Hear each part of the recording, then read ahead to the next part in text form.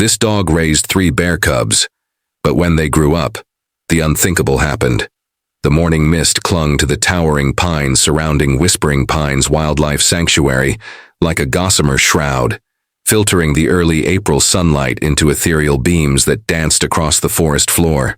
Emily Johnson stood on the wraparound porch of the main facility, her weathered hands wrapped around a steaming cup of coffee, watching the familiar choreography of dawn unfold in the northern Arizona mountains. At 58, she had witnessed countless sunrises from this very spot, each one marking another day in her lifelong dedication to the wild creatures that called these mountains home. The sanctuary she had founded 23 years ago had become more than just a refuge for injured and orphaned wildlife. It was her life's work, her legacy, and her greatest source of both joy and heartbreak. The tranquil morning was shattered by the urgent ring of her satellite phone, its harsh tone cutting through the peaceful symphony of awakening birds and rustling leaves. Emily's heart immediately quickened. Emergency calls at this hour rarely brought good news. She recognized the voice of Joe Rivers, a seasoned park ranger whose territory included the vast wilderness around the sanctuary. Joe's voice carried a weight that spoke of something far more serious than the usual wildlife emergencies. "Emily, I need you to prepare for something difficult," Joe said through the static. "We've got 3 black bear cubs, maybe 3 to 4 months old, found abandoned at what looks like a wildlife trafficking scene about 15 miles north of your location. Their mother was shot and killed, probably while trying to protect them. The cubs were left in a wooden cage and they've been heavily tranquilized. Too heavily. They're barely conscious and I don't think they have much time." Emily felt the familiar knot of anger and sorrow tighten in her chest. After more than 2 decades of wildlife rehabilitation, she had seen the worst of human cruelty toward animals, but it never got easier. The image of a mother bear dying while defending her cubs, only to have those cubs left to suffer in a cage, filled her with a rage she had learned to channel into fierce determination. These cubs would not become another tragic statistic. Within 30 minutes, Joe's ranger vehicle pulled into the sanctuary's gravel driveway, emergency lights still flashing. Emily and her small but dedicated staff rushed to meet him, their medical equipment and emergency protocols already in motion. What they found in the back of Joe's truck broke Emily's heart in ways she hadn't experienced in years. 3 tiny black bear cubs lay motionless in a transport crate, their small bodies limp and unresponsive. Their fur, which should have been thick and glossy, was dull and matted. Most alarming of all, their breathing was so shallow that Emily had to place her hand near their nostrils to confirm they were alive. The cubs were rushed to the sanctuary's medical facility, a state-of-the-art center that Emily had gradually built through donations and grants. Dr. Sarah Martinez, the sanctuary's veterinarian, began her assessment with grim efficiency. The cubs' body temperatures had dropped dangerously low, a condition known as hypothermia that could quickly prove fatal in young animals. Their heart rates were erratic. Most concerning of all, they showed no response to external stimuli, no movement when touched, no reaction to light or sound. The tranquilizer dosage was completely inappropriate for animals this size, Dr. Martinez said, as she worked to establish intravenous lines in the cubs' tiny arms. Whoever did this either didn't know what they were doing or didn't care about keeping them alive. We're dealing with a severe overdose. It's affecting their central nervous system, their ability to regulate body temperature, and their basic survival instincts. Emily watched as her team worked with practiced precision, setting up warming lamps, administering fluids, and monitoring vital signs. The cubs were placed in individual incubators designed to maintain optimal temperature and humidity levels.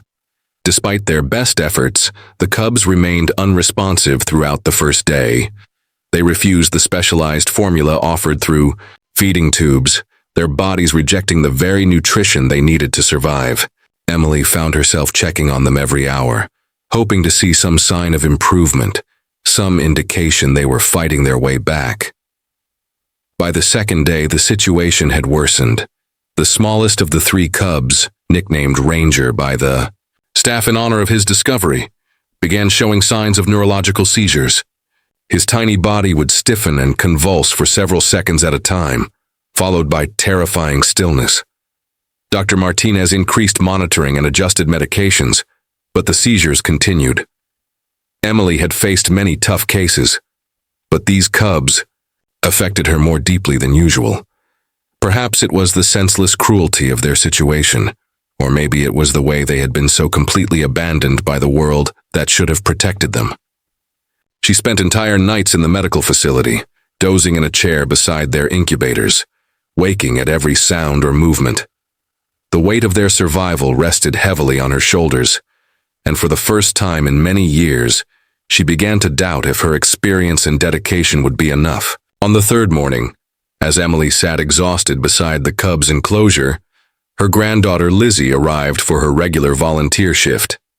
At 22, Lizzie was pursuing her master's degree in wildlife biology and had been interning at the sanctuary for the past 6 months. She had the same fierce love for animals that had driven Emily to create the sanctuary, combined with the fresh insight that often came with youth. Lizzie had been following the cubs' case closely, and Emily could see the same frustration and determination in her granddaughter's eyes that she felt in her own heart. "Grandma, I've been thinking about something," Lizzie said as she reviewed the medical charts. "What if we're approaching this all wrong? What if what they need isn't just medical care, but something deeper, something emotional and psychological?" Emily looked up from her coffee, intrigued despite her fatigue. "What do you mean?" Lizzie pulled up a chair beside her. "These cubs lost their mother at a critical developmental stage. They're not just suffering physically, they're missing the maternal care and comfort that wild cubs rely on. In the wild, their mother would be providing warmth, food, protection, emotional security. We're giving them nutrition and medicine, but maybe that isn't enough." Emily nodded slowly, catching the drift of her granddaughter's idea. "You're thinking about some kind of surrogate mother figure." "Exactly," Lizzie said, her excitement growing. "And I think I know the perfect candidate, Daisy." Daisy was a golden retriever who had arrived at the sanctuary just 3 weeks earlier under her own traumatic circumstances, found nearly frozen to death during a late-season snowstorm, pregnant and abandoned on a remote mountain road. Emily and her staff had nursed her back to health. Daisy had since given birth to 6 healthy puppies under the sanctuary's care. But what made her remarkable was her maternal instinct. She had adopted 2 orphaned pups from another litter, nursing and protecting all 8 as if they were her own. Emily's first reaction was concern. "Lizzie, I appreciate your creative thinking, but introducing a domestic dog to traumatized bear cubs could be dangerous for everyone. We don't know how the cubs might react, and we don't know if Daisy would accept them. Bears and dogs are natural adversaries." But Lizzie had clearly thought it through. "I understand the risks, Grandma. But think of the potential. Daisy is still producing milk. She's shown extraordinary care across species. Most of all, she represents the warmth and safety these cubs have lost. What if that maternal bond is the key to their survival?" Emily spent the rest of the day thinking about it. That day, Emily wrestled with the decision. Every conventional approach they had tried had failed to produce meaningful improvement in the cub's condition. Ranger's seizures were becoming more frequent and severe, and all 3 cubs remained dangerously underweight and unresponsive. The clock was ticking, and Emily knew that without some kind of breakthrough, they would likely lose all 3 cubs within the next few days. That evening, as Emily was preparing to spend another sleepless night monitoring the cubs, she witnessed something that changed her mind completely. Daisy had somehow escaped from her enclosure and made her way to the medical facility. Emily found her standing outside the cubs' isolation room, whimpering softly and pawing at the door. When Emily opened the door to investigate, Daisy immediately went to a blanket that had been used to cover the cubs during transport, a blanket that still carried their scent. Without hesitation, Daisy gently picked up the blanket in her mouth and began dragging it toward her own bed in the adjacent room. as if she intended to warm it with her own body heat before returning it to the cubs. The behavior was so deliberate, so purposeful, that Emily felt a chill run down her spine. It was as if Daisy instinctively understood that there were babies in need of maternal care, and she was responding to that need in the most natural way possible. Emily stood in the doorway for several minutes, watching as Daisy arranged the blanket in her bed, circling it several times before lying down and beginning to groom it with the same gentle licking motions she used with her own puppies. "All right, Daisy," Emily whispered into the quiet facility. "Let's see if you can work a miracle." The next morning brought a decision that would challenge everything Emily thought she knew about wildlife rehabilitation and the boundaries between species. After consulting with Dr. Martinez and discussing the unprecedented nature of what they were about to attempt, Emily made the choice to introduce Daisy to the bear cubs under carefully controlled conditions. The medical team prepared emergency. Protocols and cameras were set up to monitor every moment of the interaction. If anything went wrong, they would be ready to intervene immediately. Daisy was brought into the cubs' isolation room on a leash, moving slowly and calmly despite the unfamiliar environment. Emily held her breath as the golden retriever approached the incubator containing Ranger, the smallest and most critically ill of the three cubs. What happened next defied every expectation and challenged every assumption about the rigid boundaries between species in the animal kingdom. Daisy approached Ranger with the same gentle, deliberate movements she used with, her own puppies. She sniffed him carefully, her tail wagging slowly in what animal behaviorists recognize as a calming signal. Then with infinite tenderness, she began to lick Ranger's face and head with the same grooming motion she had used on the blanket the night before. The effect was immediate and miraculous. Ranger's seizures, which had been occurring every few minutes, suddenly stopped. His breathing became deeper and more regular.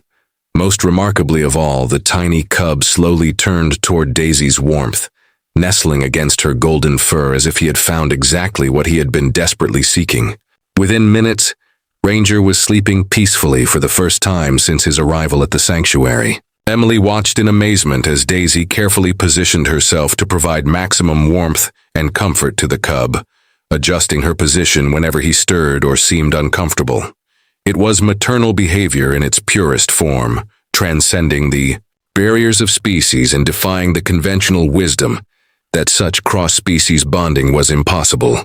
Encouraged by Ranger's dramatic response, Emily made the decision to introduce the other two cubs to Daisy as well. Scout and Patch, as the staff had named them, reacted with the same instinctive recognition and acceptance. All three cubs seemed to understand immediately that Daisy represented safety, warmth, and the maternal care they had been so cruelly deprived of.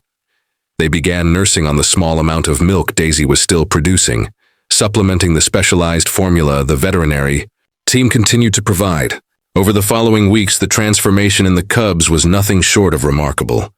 Under Daisy's constant care and supervision, they began gaining weight steadily. Their body temperatures stabilized, and they developed the normal sleep patterns that are crucial for young animals' development. Most importantly, they began exhibiting the playful, curious behaviors that are the hallmarks of healthy bear cubs. They learned to communicate through a combination of bear vocalizations and dog-like behaviors they observed from Daisy. They responded to her gentle corrections when they became too rough in their play, and they followed her around the enclosure as if she were their biological mother. Daisy, for her part, embraced her role as surrogate mother with complete dedication. She groomed the cubs daily, kept them warm during cold nights, and even began teaching them basic behaviors through demonstration and gentle guidance. She would show them how to investigate new objects safely, how to recognize potential threats, and how to interact appropriately with the human caregivers. The bond that developed between Daisy and the three cubs was unlike anything Emily had witnessed in her decades of wildlife rehabilitation work. The cubs were given names that reflected their individual personalities and the circumstances of their rescue. Ranger, the smallest male who had been closest to death, developed into a curious and gentle cub who seemed to possess an almost mystical connection to Daisy. Scout, the larger male, became the adventurous explorer of the group, always the first to investigate new additions to their enclosure. Patch, the female with a distinctive white marking on her chest, emerged as the leader of the trio, displaying the intelligence and protective instincts that would serve her well in the wild. As the cubs grew stronger and more independent, Emily began to consider their long-term future. While the sanctuary could provide excellent care for many species, black bears required specialized facilities and protocols that were beyond what Whispering Pines could offer. Adult bears needed vast territories, complex social structures, and eventual release back into appropriate wild habitats.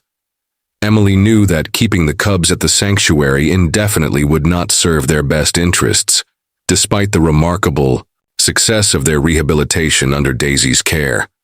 However, the unique nature of the cubs' bond with Daisy presented an unprecedented challenge. Traditional wildlife rehabilitation protocols called for minimizing human and domestic animal contact to ensure that animals could be successfully released back into the wild.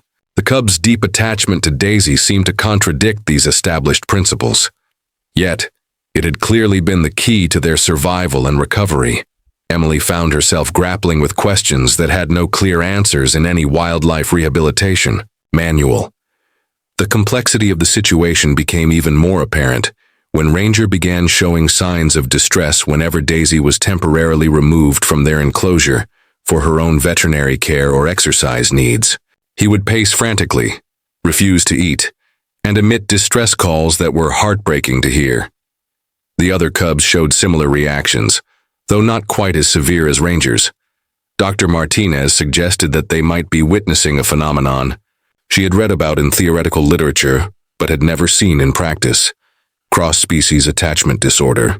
It's a condition that's been hypothesized but rarely documented, Dr. Martinez explained during a staff meeting to discuss the cubs' future. Essentially, the cubs have formed such a strong psychological bond with Daisy that separating them causes genuine trauma and distress. It's not just preference or habit. It's a fundamental attachment that their developing brains interpret as essential for survival. To test this theory, Emily reluctantly agreed to a controlled separation experiment. Daisy was moved to a different area of the facility for what was termed a behavioral independence assessment. The results were immediate and alarming. Within hours, all three cubs showed signs of severe distress. Ranger's condition deteriorated most dramatically. He refused all food, developed irregular breathing patterns, and spent the night crying out in vocalizations that sounded remarkably similar to the distress calls of orphaned human children. Daisy's reaction was equally concerning. Despite being in comfortable quarters with her own puppies, she spent the entire separation period scratching at the door and walls, trying desperately to return to the cubs. Her paws became bloody from her frantic attempts to dig and claw her way back to them. She refused food and water, and her own puppies seemed confused and distressed by their mother's obvious anxiety. After 4 hours of this mutual distress, Emily made the decision to reunite Daisy with the cubs immediately. The reunion was emotional and profound. All three cubs rushed to Daisy the moment she entered their enclosure, pressing against her and vocalizing in what could only be described as relief and joy. Daisy responded by immediately beginning to groom each cub, checking them over as if to ensure they were unharmed by the separation. Within minutes, all 4 animals had settled into their familiar sleeping arrangement, with the cubs nestled against Daisy's warm fur. The failed separation experiment convinced Emily that the bond between Daisy and the cubs was not something that could be. The bond between Daisy and the cubs couldn't be broken without causing deep psychological harm to everyone involved. Emily understood this with increasing clarity. It led her to begin reaching out to specialized wildlife rehabilitation centers across the country, searching for advice and possible solutions to the unprecedented situation they were facing. Most of the experts she contacted were fascinated by the story, but admitted they had no prior experience with anything remotely similar. Eventually, Emily connected with Thomas Wilkins, the director of the Mountain Wildlife Preserve in Colorado. The preserve had a long-standing reputation for its expertise in rehabilitating and releasing orphaned bears. Thomas had already heard about the case through professional channels and was intrigued by the unique challenge it presented. After thoroughly reviewing the detailed reports and watching the video documentation of the cubs' progress under Daisy's care, he proposed a bold, unconventional solution. "Bring them all to Colorado," he suggested during a long phone consultation. "We have the space, the facilities, and the team to continue the cubs' rehabilitation, while also supporting their extraordinary relationship with Daisy. She can live in staff housing and continue to see the cubs under controlled conditions. We'll use that connection as a bridge to guide them toward independence." The idea required extensive planning and approval from multiple wildlife agencies. Transporting bears across state lines involved complex legal and logistical hurdles. Even more challenging was the fact that incorporating a domestic dog into the ongoing care of wild animals defied conventional rehabilitation practices and required special permits. Emily spent weeks navigating red tape, advocating passionately for a plan she believed was in the animal's best interest. The transfer happened on a cool autumn morning. By now, the cubs were 6 months old, no longer fragile infants, but still far from self-sufficient. A specially designed transport vehicle carried them alongside Daisy, keeping them calm and together during the long journey. Emily accompanied them, ensuring the transition would be smooth and taking the opportunity to say a heartfelt goodbye. When they arrived, the Mountain Wildlife Preserve exceeded Emily's expectations. The grounds were vast, wild, and beautiful, offering large semi-wild enclosures with dense woods, streams, and climbing structures that mimicked the cubs' natural environment. Their new 3-acre enclosure was rich with stimuli and designed to nurture their wild instincts. Crucially, the preserve was flexible enough to allow Daisy to remain close, providing a steady presence as the cubs adjusted. Thomas Wilkins quickly proved himself to be both an expert and a visionary. He recognized that the cubs' unusual circumstances called for a new approach, one that blended psychological care with practical training. Under his leadership, a slow, carefully monitored program began, gently decreasing the cubs' dependence on Daisy while building their confidence and survival skills. Daisy's presence was a powerful stabilizing force during those first few weeks. Her calm demeanor gave the cubs the courage to explore their new world. They began foraging, climbing trees, playing in the water, and establishing their own space within the enclosure. But even as they adapted, they kept to their nightly tradition, curling up beside Daisy at dusk, just as they had since they were rescued. Months passed, and the cubs grew strong and capable. With the help of the preserve staff, they learned to fish, locate wild edibles, and understand social behaviors critical to bear life. Daisy, now more of a watchful mentor than a constant caretaker, remained nearby, always there when they needed her, but allowing them to take more initiative. Their story began drawing attention from around the world. Wildlife researchers documented the cubs' progress, fascinated by the unique interspecies connection that had saved their lives. The case became a landmark in wildlife rehabilitation, challenging traditional models and opening the door to new methods for treating emotionally traumatized animals. The ultimate test came during their second year at the preserve. Scout developed a serious respiratory infection that resisted standard treatment. He became aggressive, withdrew from the staff, and refused food and medication. His condition was worsening by the hour. With no other options, Thomas decided to let Daisy into his isolation enclosure. The results were immediate. Scout, who had been unapproachable, visibly relaxed when Daisy entered. He curled up beside her, allowing the vet team to finally examine him and administer the treatment he desperately needed. For 3 days, Daisy didn't leave his side. Her presence provided the emotional security that made his recovery possible. Scout's survival wasn't just a medical victory. It was a turning point. It proved beyond doubt that psychological care could be just as essential as medicine in rehabilitation. The team documented every detail, and the incident became another chapter in what was quickly becoming a historic case. 18 months later, another milestone brought the story full circle. Patch, now fully grown and independent, successfully mated with a male bear introduced to the preserve. She gave birth to 3 healthy cubs in the same den where Daisy had once kept her warm as a fragile orphan. What astonished the researchers was Patch's maternal behavior. She instinctively mimicked Daisy's techniques: gentle licking, careful placement of her cubs for warmth, and the way she moved soft materials to create cozy nests. Behavioral scientists described this as instinctual memory substitution. Patch had absorbed Daisy's caregiving behaviors and integrated them with her natural bear instincts. The result was a unique and effective style of parenting, shaped not by her own mother but by the loving guidance of a golden retriever. This discovery added a new layer of depth to the story.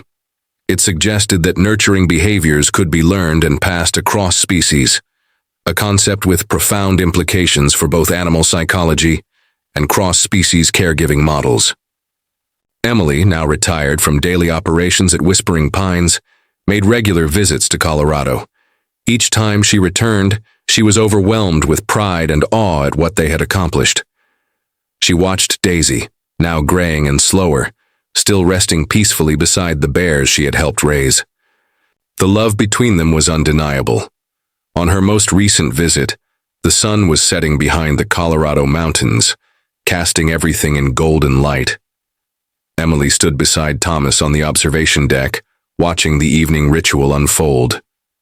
Ranger, now a powerful, majestic bear, lay protectively beside Daisy.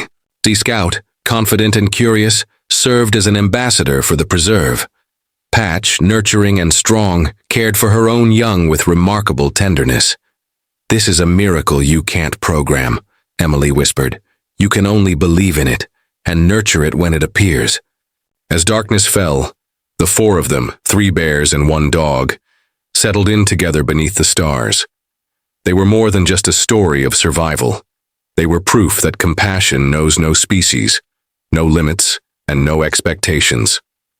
Their bond reminded everyone who witnessed it that love, in its purest form, can overcome even nature's most unyielding boundaries. Daisy and her cubs left behind more than a legacy.